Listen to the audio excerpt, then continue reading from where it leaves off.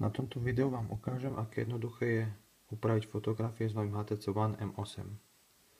Takže po kliknutí na fotografiu vyberieme možnosť upraviť a následne sa nám otvoria efekty, kde si môžeme vybrať sami, na ktorý bod fotografie zaostríme, či už to bude vpredu, predmet v pozadí, poprípade niekde v strede.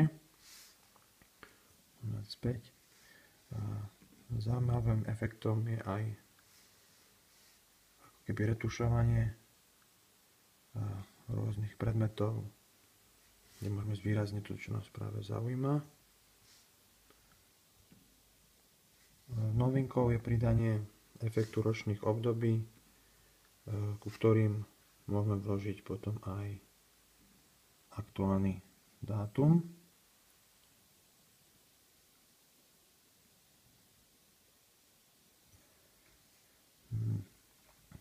Ďalej, čo je zaujímavosťou pri novej M8, že fotografie nám vytvárajú pri nakladaní telefónu 3D efekty.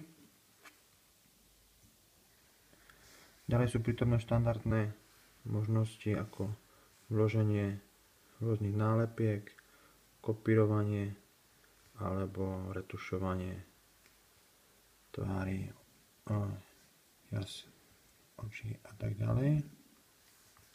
Zaujímavosťou sú samozrejme aj rôzne typy rámčekov, potom filtre rôznych odtieňov a tiež určite viacerí budú potešia napríklad také možnosti ako kreslenie, otáčanie fotografie, urezávanie po prívode. Veľmi zaujímavá vec je vlastne prevrátenie fotografie. Jednoduchým posunutím sa nám fotografia obráti v podstate. Takisto dá sa sprava doľava alebo dokonca aj z hora dole. Keď sme s fotografiou spokojní, môžeme uložiť